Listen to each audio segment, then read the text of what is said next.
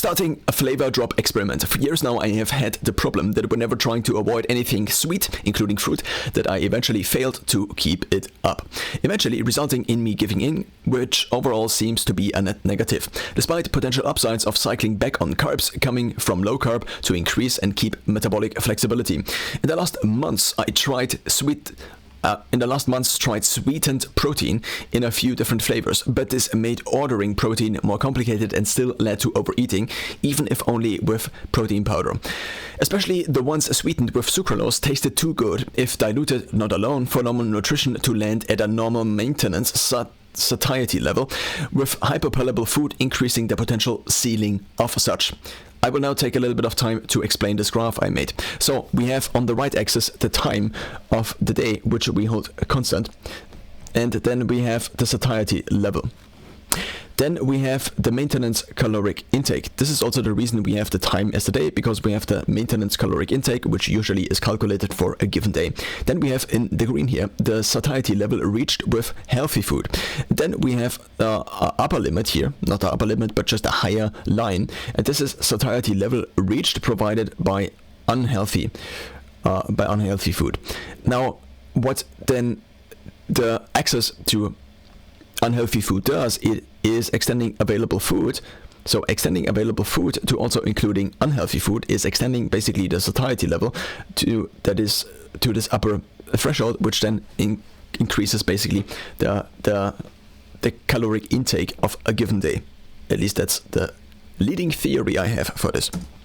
In theory, one could say, just do it, just eat healthy at maintenance level. But if the theory over time doesn't match the practice, then it might be time to deviate from such idealistic expectations, iterating further.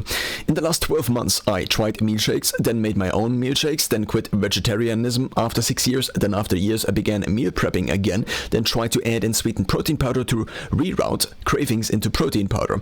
The years before, I had been off added sugar for years. I did eat honey, agave syrup, fruit, etc. until I eventually gave in while traveling. I created a travel exception to be able to taste foreign food that often came with added sugar.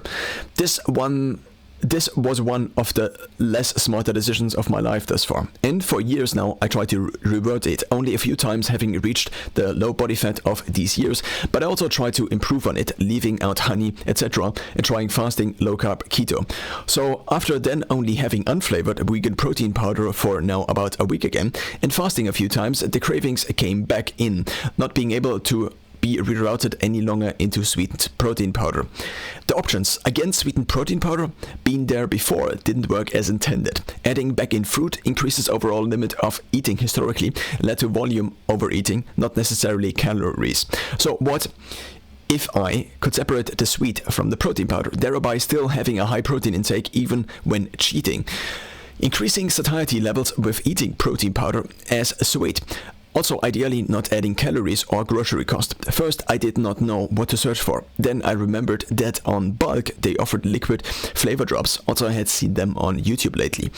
I read that these are specifically for unsweetened protein powder. I also tried sweetening yogurt curd protein powder with effervescent vitamin tablets before, but over the long term, due to the unnecessary added vitamin contents, not too useful. Then searched at the online shops of local drug stores Rossmann and DM, and tada, I found these. Went to the store and bought 3 of these. Idea: only buy unsweetened normal nutrition. Have this in a box as craving reroute backup. If I can't handle it, then I can just give these bottles to a friend for a few days or weeks. Way easier compared to, can you store these 8 kilograms of sweetened protein powder for me? I already tried them with curd, yogurt, my normal vegan protein powder. This means I can have 6 different flavors of sweetened yogurt, curd, etc. Especially sweetened yogurt had always been somewhat missing. I also tried stevia liquid with otherwise normal tasting, not sweet foods, but the taste was always a bit weird, and then I found out that it has some alternative sugars in the bottle I usually got, still spiking glucose, etc. With €5 a bottle, they are ridiculously expensive though.